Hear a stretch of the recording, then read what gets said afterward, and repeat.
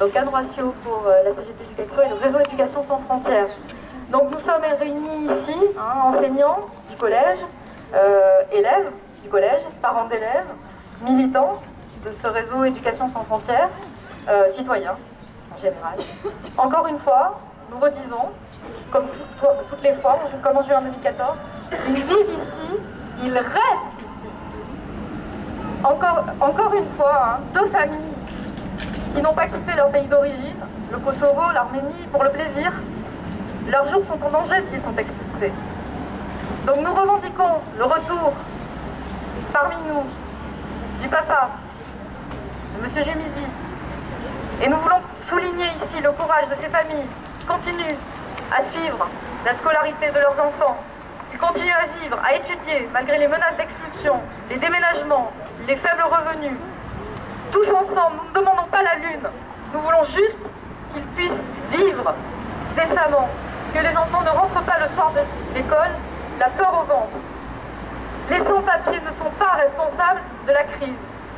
Ils sont une richesse, ils sont une chance. Donc cette mobilisation ici, elle doit continuer, elle doit prendre de l'ampleur.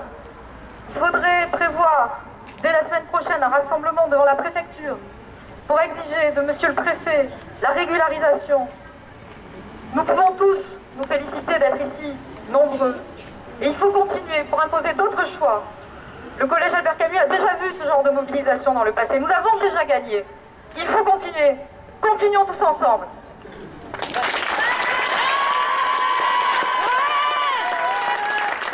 Je veux pas quitter ce pays, je veux pas quitter cette ville parce que je me suis créé des liens forts, des amis, des professeurs, tout le monde.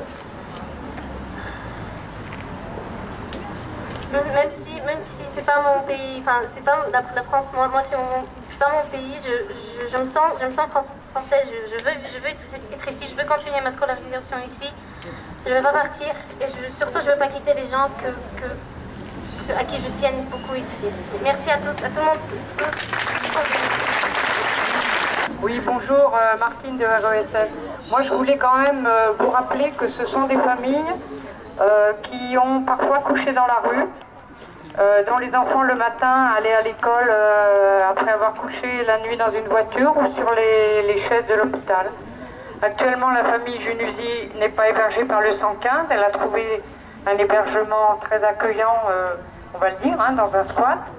La famille de Saroukan déménage régulièrement, donc il faut entasser les bagages, trouver quelqu'un pour aller de l'impasse du Rouge-Gorge à la rue Anatole France, et c'est pas facile.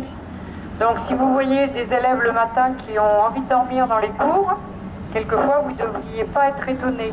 Donc moi je voulais souligner quand même le courage de ces familles qui continuent à scolariser les enfants dans des conditions d'hébergement quand même inadmissibles.